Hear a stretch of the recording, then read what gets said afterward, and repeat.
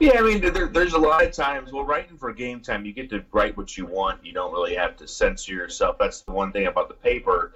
You can kind of throw a curse word in there. You can kind of just talk like a fan, basically, is what we get to do with the paper. So that's kind of nice. And I think when the Blues were in the playoffs, a couple of years ago when they made that improbable run with Allen and net, and when Yo took over, those are some good papers to write for because you had no idea what was going to happen the next game. And we're kind of getting back to that now with the ways the Blues are kind of making this out of nowhere comeback. So those are the ones to write for, not when they're winning, but when they're kind of winning unexpectedly and they're kind of playing great.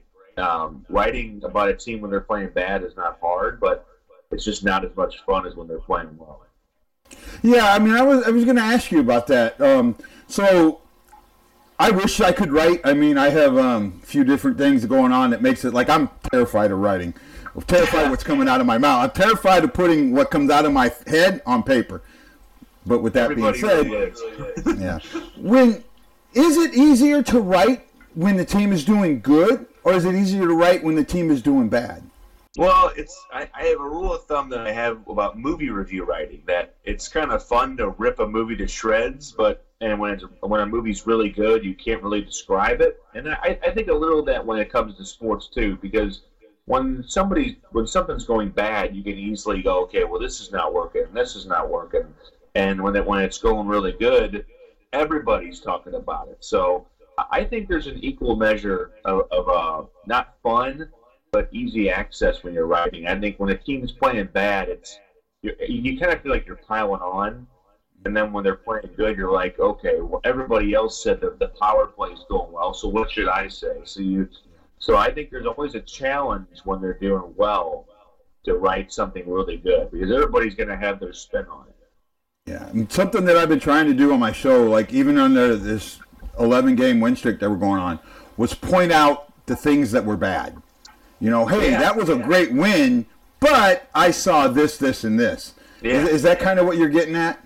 Yeah, I mean, the kind of also just to kind of be that person that is kind of adds a little levity to the whole situation, to not be like just drinking the Kool-Aid, but also not be like the Debbie Downer and go, well, they still don't look that good.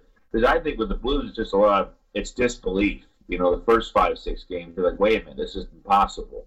But then when they kept winning up to 11, it kind of starts to be more legit. So you try to find new ways to describe what they're doing. Yeah. While you mentioned that drinking the Kool-Aid, I want to pull something out here real quick. I've been doing a little gag here lately, and I want to see which one of these you fall under. Allen's not that bad of a goalie. The defense is just making him look bad. They're not helping him out. I think that Allen can be that guy. You just got to let him go and stop banging on him so much. Or, this is the dawning of the age of Bennington. The age of Bennington. That kid can't do no wrong. He's going to stop every goal and get every shutout. Yeah. Or, what I think most Blues fans are, get rid of Allen right now. I can't stand him. He is just horrible. He couldn't stop a beach ball or a string. So, my friend, which one of those do you fall under? I think I'm a little bit of the last two because I run into a lot of the first group where Allen is bad and they try to tell you, oh no, he had a cold, or the puck bounced a certain way. And I know Bennington's not going to be as great as he's been, but I just think Allen, overall, the way his career's kind of trended, I just think he's a timeshare guy at the very most. So I'm definitely not a big Allen fan. And I think he's kind of heading towards the end, but that contract is not going to be easy to move. So, that's a big point, and we'll talk about that here in a little bit. Yeah. But you bring up a point, and I've been bringing this up on my show, and I want to ask you about this. I think something that's happening is this, what I call the circle, right? And I use a puck to kind of describe it. So this is the start of the circle, right? Defense. Yeah. Allen gives up a soft goal. Oh, my goodness. Allen gave up a soft goal, so we got to play harder. We got to move around. We got to block more shots. We gotta make sure that we help him out. We help him out. Oh my goodness! In helping him out, we left the man wide open. We hung him out to dry. We did too much, and now he let out a goal. Oh my goodness! I just let that go. The defense isn't protecting Allen now. The defense isn't protecting me, so I got to do more. Oh my goodness! I just let off a soft goal. Yeah. Well, he's going to let up a soft goal, so we're going to this circle of distrust that I think is happening with the Blues. Do you think I'm on a possible good streak there, or on the right track, or? Yeah, I mean, look, I think of the team, man, they ride off a goaltender's play more than people think. I mean, if a goaltender, if they think that guy behind them can make the stops no matter what, it's a confidence boost. And I think, like last night, even though Bennington didn't have a good night, near the end of that game, he was making some great stops. I mean, he made a kick save. He kind of stopped the Stars from just running away with that game, which they tried to. And I think a team can feed off a goaltender's performance. I think confidence is a very underrated aspect in hockey, really in sports everywhere. Oh, I do agree with you, and I think that's going to bring me up to my next point here in a second. But I do think that one of the things that I see, especially between Allen and the defense, not the team as a whole, but the defensive play of the team, is that they do not trust each other. Even after he has a great shutout like he had, they just don't trust him. The two games we played, the home and home we played against Nashville. Bennington played the first game, gave up 2 goals.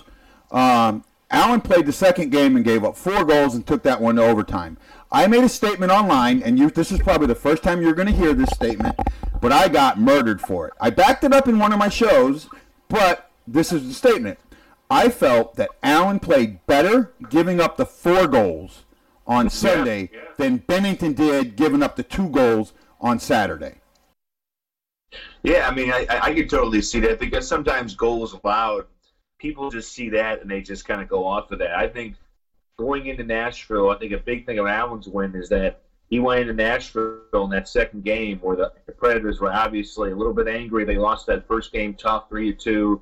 And I think that him being able, not playing the greatest, I mean, both of them had their flaws in those 2 days, but him being able to kind of seal the hatch when the Blues needed him to was big. The thing that I saw, and the reason I made that statement was, first of all, Bennington, in my eyes, should have had a shutout. Both those goals. He was able to see. They were from the circle. It's a prime scoring area if there's traffic in front of you, but really, the traffic that was in front of him, if you look at the shot, it was clear. It didn't bounce off anybody. It was a straight shot. I thought he should have had him. In Allen's case, of the 4 goals, I only thought one, that 4th goal might have been on him. Guy got in the open right in the center of him. But everything else, even the wraparound was the one I got killed for. Everyone said that he was out of position and didn't seal the post. I went and I pulled up a video online of wraparound goals or wraparound stops, and almost every stop was just the skate. Not the whole body getting over, it's the skate. And Allen's skate was at the post long before Edmonton's stick, which was angled like this, got there to create a ramp. Yeah. Right? That happens a lot. Yeah. Something else that came out of that Nashville game, and media, including yourself, as far as I know, you may have said it and I missed it because remember I'm in Hawaii, so I don't get to see everything. During the first period of that game, the national media on NBC, which I call the National Blackhawks channel, by the way. Yes. Started talking about a conversation they had with Coach Booberry. I don't call him Berube. I call him Booberry. Oh, okay. Just how I feel. That he started talking about the locker room discord. That when he took over, they hated each other in the locker room. That there was this problem in the locker room, and that now it's gone. Nobody picks up on this. To me, this is huge. We have been told as Blues fans for years, for at least 3 years, there's been no problem in that locker room. Yeah. And now, I'm sorry, go ahead. You know, I think it's a good thing because nobody wants to discuss it when a coach is kind of on the outs or something's not going right. It's when things are starting to go right. Well, let's talk about that rough locker room. You think about to switch sports in 2006 when Barusa and Scott Rowland were hating each other. You didn't find out about that until they won the World Series. Nobody wants to discuss the losing until it's like the winning ways are back. And so I think that I could always sense something with Yo and the team. I just think the team stopped listening to him. They're like, hey, this guy's not good. We're just going to go out there and play, but he's going to tell us to do stuff, but we're just going to go, yep, sure, Mike, and we want to go out and do our own thing. And that, I think, led to really a lot of this, the out-of-whack play of the Blues. Yeah, when the Blues hired Mike Yo as the quote-unquote coach in waiting, I hated that. I hated it because one of the things that I thought right away, and I had mentioned on Twitter, and I had like 8 followers at the time, so no one caught this, but you put a coach in waiting, the guys don't know who to listen to. Yeah. Do you listen to Hitchcock, who's the current coach but on his way out the door, or do you listen to Yo, who's the assistant coach, but he's going to be the coach next year, and I got an expiring contract, or I want him to keep me around, or I don't want to get traded, or whatever. And that conflict bared its head that season in February, and that's when they fired Hitchcock and brought Yo in. Yeah. Right? Now, we made the playoffs that year, but I think we made the playoffs under Hitch, not under Yo. Yeah. Yeah. And since we had Yo, I mean, we had that great start, and then it goes downhill. Yeah, I mean, it's crazy how a team just, they'll play really great for a coach, and then all of a sudden you just see that change in play. And I think with Yo going into Berube, I think it was more easy to see than Hitch going into Yo, just because you had a guy that I don't think the players ever really got accustomed to. It felt like it's kind of like when you go to an Enterprise and get a car. Here's a rental car. You're going to drive for 2 days and get it back to us. And that was kind of like Yo to me. He was kind of a rent-a-coach instead of a coach. Yeah, I kind of felt that way too. But here's my thing with this and why I think it's so huge about Berube talking about the Discord. He did it in the middle of a 6-game winning streak. Yeah. At the time, that's where you were at. Five games, 1, 2, 3, 4. Wow, 5-game winning streak. That was the 6th game. So this gets out. Think about this. This gets out, right? National media. The players start hearing about it, and then that kind of plays in their psyche. Wait a minute, the coach is telling about how bad the locker room was. Come on, man. That's that. To me, it just felt like, are you trying to destroy this? However, I mean, it hasn't yet, but now that we've lost the game, and just so everyone knows, we're doing this interview on Friday morning the 22nd, after the loss to Dallas, which really, to me, wasn't a bad loss. No, it wasn't a bad loss. It's just the Dallas, man, when they're on, they can score, and they can score in a number of ways. They're tenacious, and I think the Blues kind of made that more of a game. And that felt like a game that should have been like 6-1. And the Blues they made it feel closer than that. So, no, I think it was one of those losses you just kind of tip your cap. Well, because I think I think the Blues needed to lose this game. Now, I know it's a division game. I know that Nashville was playing at the same time. So, in reality, it's a 4-point game. Well, a 6-point in my eyes, a 6-point game. Because not only do you have Dallas behind you, you have Nashville ahead of you. If you lose, Dallas catches up and Nashville wins, they go further ahead, and that's what happened. Yeah. So now we're out of that margin of points between St. Louis and Nashville. There's 3 games in hand, and they're, again, 8 points ahead of us, so out of that margin. But I still think that margin is catchable. Yeah, it is. And it's a huge game tomorrow night because the Blues is how you react. If they go out and they're flat against Boston, then the Blues got a problem. But if you go out and slap Boston around, we're right back on it. That's why I think you appreciate the streak. You acknowledge, look, we did something that was amazing, but now you got to pull your head out. Can we curse on the show or no? Go ahead. I'll bleep if I need to. I'll take some curse words. Let's put it this way: I'm a retired sailor, and I can turn the F word into a sentence by itself. Yeah, using only that word. But however, I try and make it family friendly. Yeah, so, but let's just say for family friendly, they got to pull their head out of their butt because if they lose tomorrow night, then it's not just 2 in a row. It's like you start kind of going down that thing. You want to keep going up. I mean, because as you said, that was Because as you said, that was a loss last night, but it wasn't a terribly played hockey game. So you want to keep going up, win this game tomorrow night. However, let's go back to Toronto. Yeah. Right? Yeah. 2-goal lead. And they blow it. Again, there is something they did, and I put this on the coach. They went on their heels starting in the second period. And that is coaching. That too, yeah. That is coaching. I'm sorry. If it happens one time, it's on the players. If it happens time after time after time after time, that's on the coach. And this has happened too often.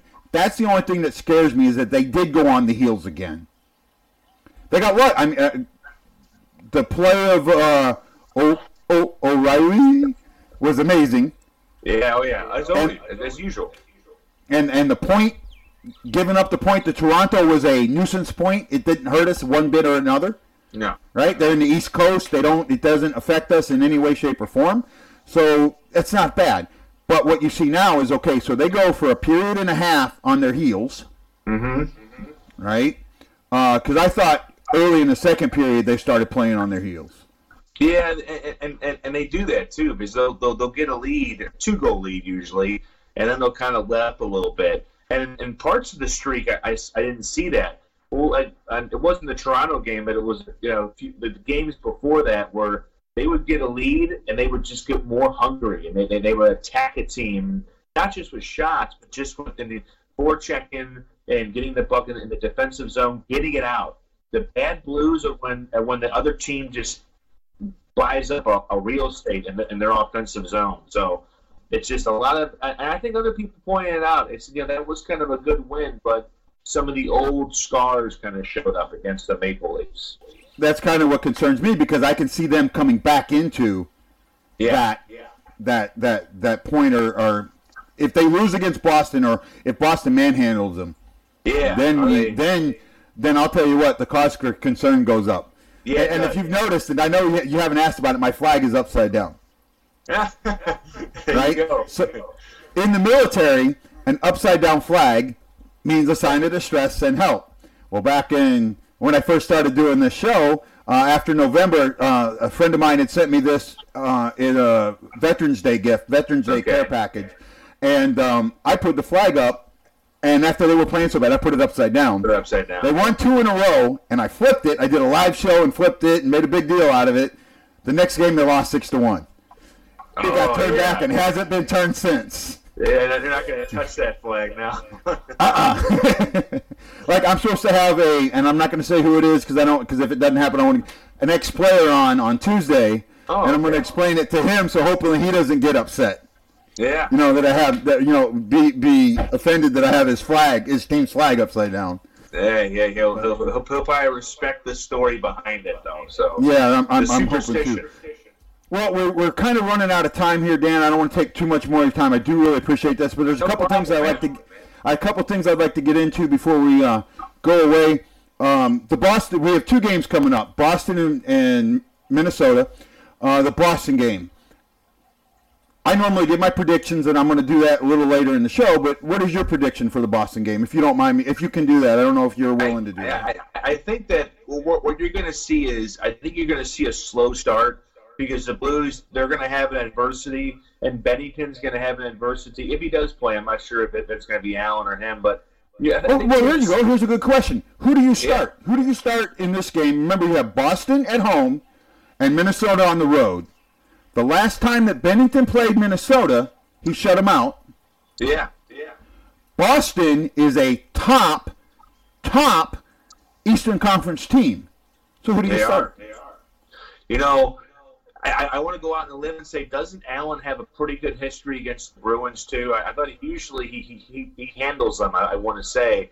But in that regardless, I think this could be a good chance to give Allen a start, just because Bennington's played a majority of the last, I want to say, 90% probably the last 2 months. I mean, he's been the guy, and as he should be. I was all for him getting a nice run, and I think that his success against Minnesota, like you said, is a big deal. But this could be a chance to stay here, Alan. You want to go out and get us back on our feet, get in there and do it. Because then if he gets bombed, then Allen's probably not going to start again for a month. So you can see what Allen's got, and you can give Bennington a little bit of a rest. But back to the prediction of the game, I think it's going to be a slow start, but I do think the Blues are going to win, but I don't think they're going to win running away. I think it's going to be like one of those 3-2 games. Yeah, I'm with you. I see that too. Now, the Minnesota game. For me, this is personal. First of all, I had a very good shipmate who was from Minnesota, passed away a couple of years back just before he had passed in November. We had played the Wild that day. The next day was the anniversary of his passing, and I had actually predicted. He had 10 brothers and sisters, so I predicted an 11-1 loss. They lost 7-1. But on that also there's another YouTuber called Jens95. She's an amateur goalie, and she's a Wild fan, and she posts a lot of NHL videos and things like that. And I have a bet with her. Right now, I can't lose the bet. The bet was between the two games that the Blues and Minnesota played. Whichever team got the most points, the other person would have to go on their channel and talk about how great the winner's team was. I can't lose this one. So I want this one just to go to overtime. Because at overtime, now Jens has got to come on my channel and talk about the Blues, and I'd love to see somebody in her Wild gear talking about how great the Blues are. Oh, yeah, just do that too. Yeah, have fun with that.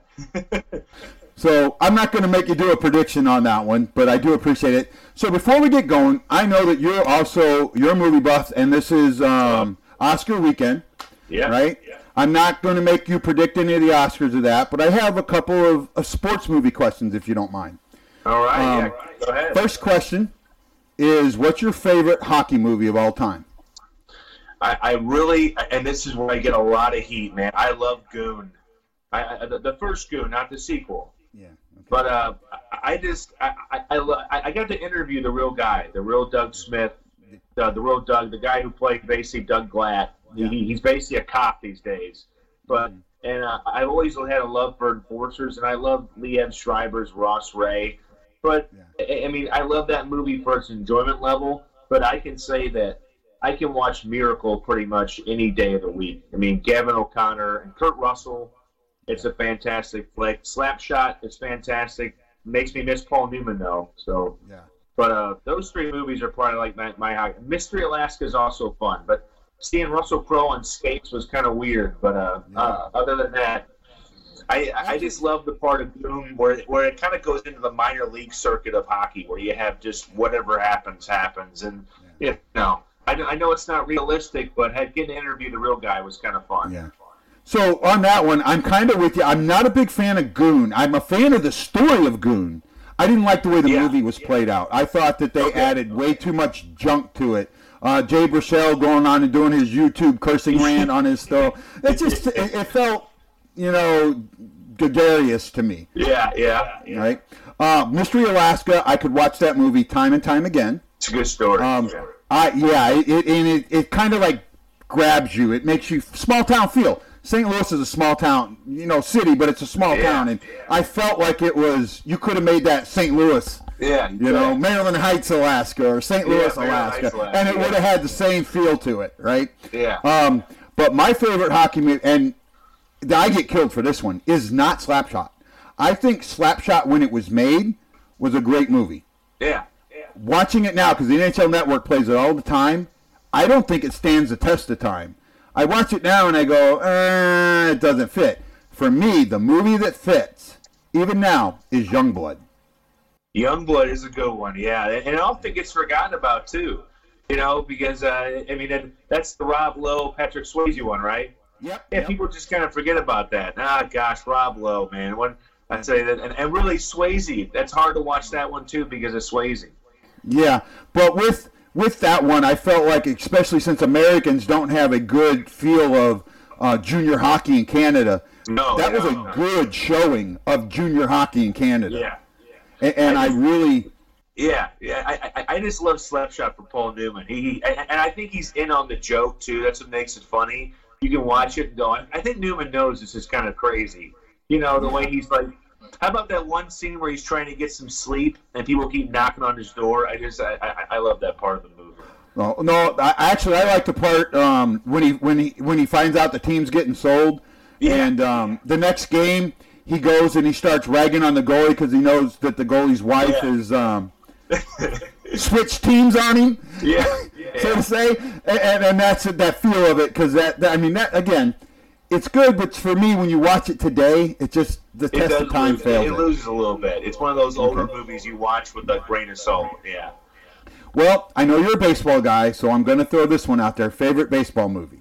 I love Bo Durham. I'm a big Bo Durham guy, and again, I think it's the minor league aspect. You know, these guys are playing for. I mean, the comedy's fun, but just to see, you know, the ride buses, they're creating rain delays, and Kevin Costner's Crash Davis is just he's phenomenal. In some other life, Kevin Costner played Major League Baseball, but I enjoy it. But you can't deny places, movies like Major League.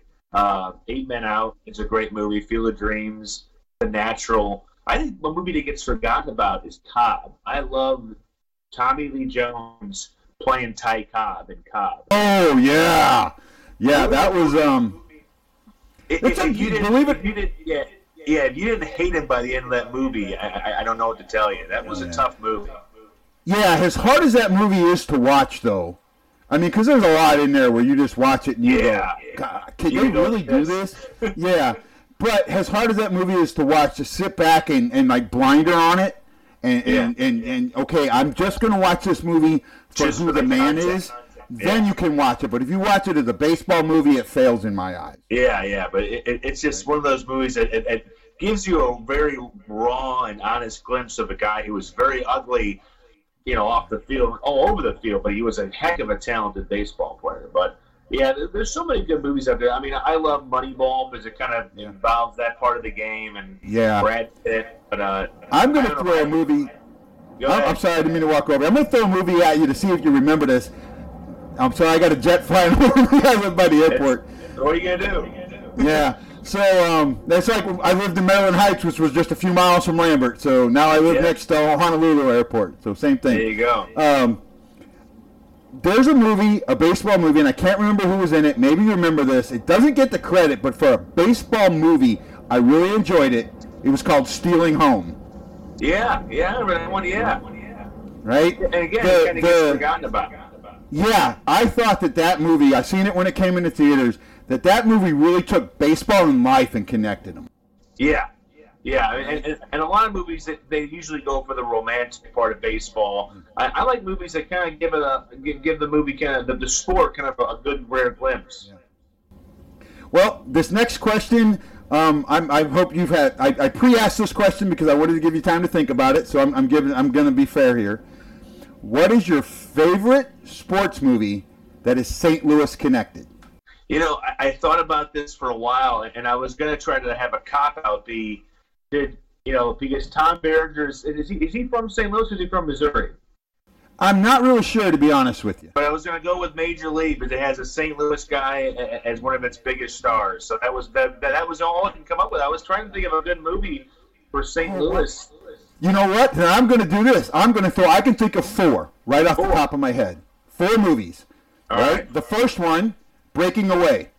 Yeah. Bicycle movie, original, started in St. Louis. Yeah. Right? And I'm not trying to be a butthead and go over here. I'm just. Oh no. Okay, I hope you don't take it that way. So Breaking Away. And now I just went totally blank. You have Pride of the Yankees. Yeah. Right? The Scout. Yeah. Right? And there's one more that has totally slipped my mind.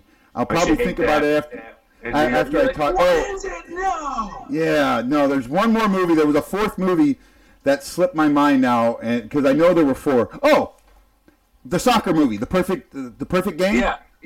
Right? Are the greatest game ever played or something like that? Greatest game ever played. The greatest game ever played. Yeah. Okay. So I was thinking of that one, but I watched it. I didn't love it, but I thought about that one. Yeah. So those were 4 movies that came to the top of my mind that had a real St. Louis connection to them. Yeah, for sure. And of those 4, I'm going to go with the one that probably nobody's going to think was Breaking Away. Yeah, Breaking Away. Another Kevin Costner vehicle, but it kind of like, because it starts in St. Louis, you know, he's supposedly, him and his brother are from and lived in St. Louis. Yeah. They had that God, the way they talk. I think at one time Kevin uses "worsh" and says, "I made that go away and it still came." That sound. I thought I had it go away and now it comes back on me. Ugh. But sorry about that. He says "worsh" and he says "zinc." Yeah. In the movie. Right? So it had that feel, even though they were in Colorado, of two St. Louis boys. Yeah. Yeah, so I can't make it go away right now. We're almost done anyways. I might have to split this into a two-part section if you're okay with that. Sounds good, man. Yeah, it's perfect.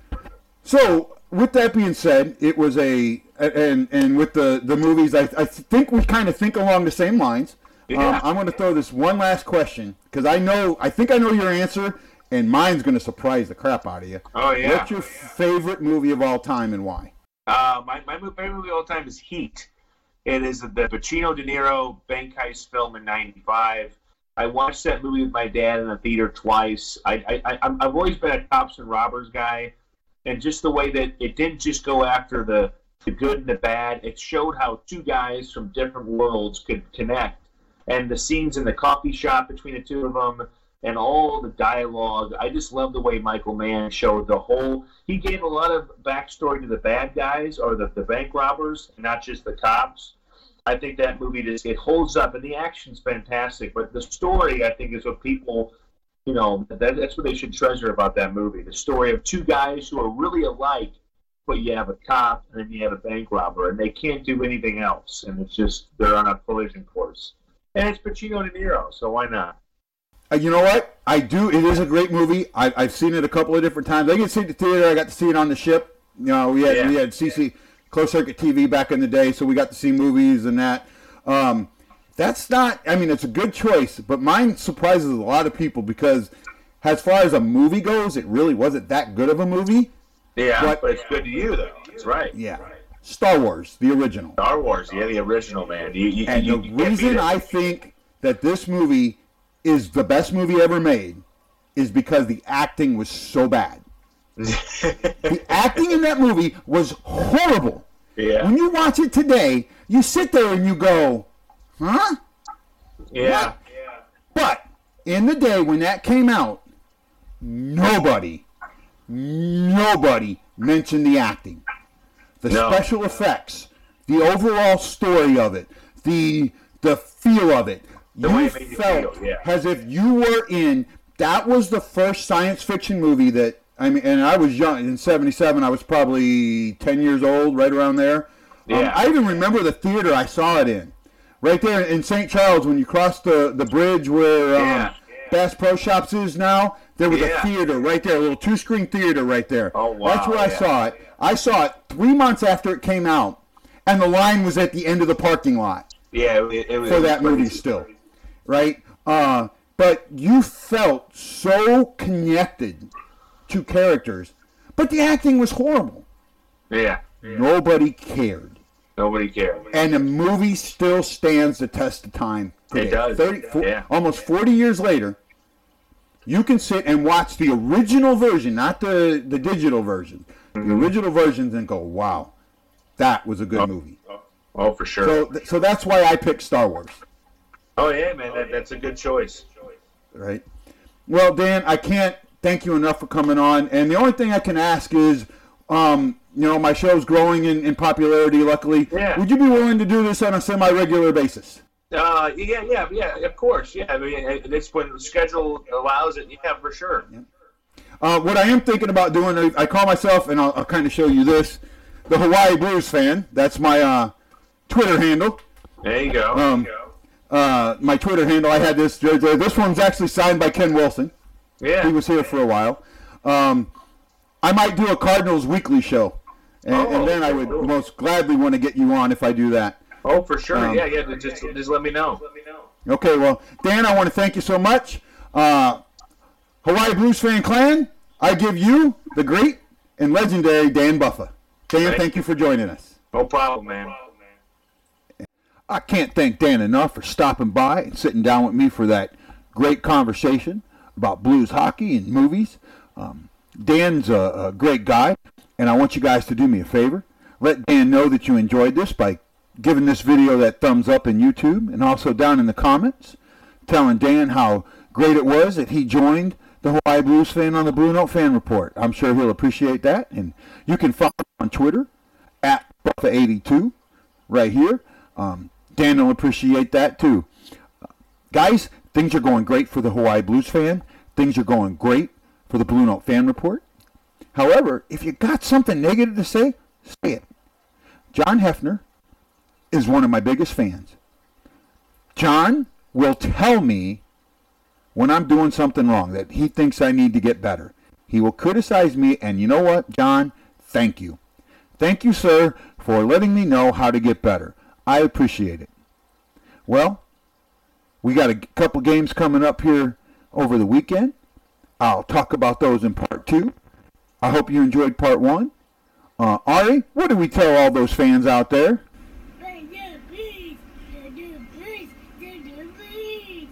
That's right, Ari. Uncle Guy's bleeding blue with you because we tell him let's go Blues. And I'm going to save Cat for part 2. Aloha!